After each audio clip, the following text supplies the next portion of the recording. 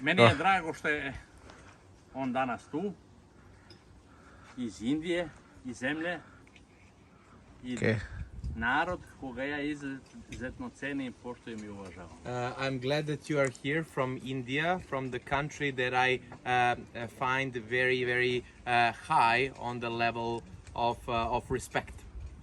Ponosan sam i srećan iz prostog razloga, jer je Indija, Jugoslavija i Egipat su bili tvorci politike nesvrstanih, gde je 2/3 čovečanstva pratilo tu plemenitu ideju. I am very proud because India, Egypt, and Yugoslavia were the creators of the non-aligned movement. That 2/3 of the world were members of this very important movement.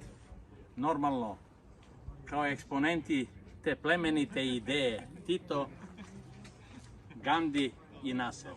Of course, as the creators of that idea, Tito, Gandhi, and Nasser. Poštujući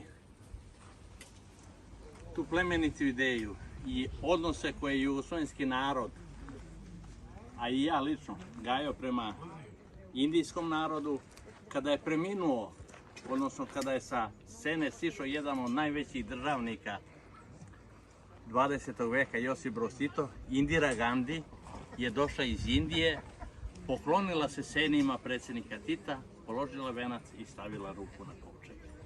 Honoring the life and noble legacy of Josip Broz Tito, when Indira Gandhi came to his funeral that took place in 1980, she laid her hand on the grave and paid her sincerest respect.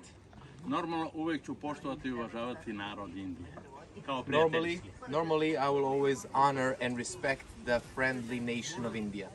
I to ću promovisati čitavu život. And I will promote that my entire life. Okay, thank you very much for your short interview. Thank you.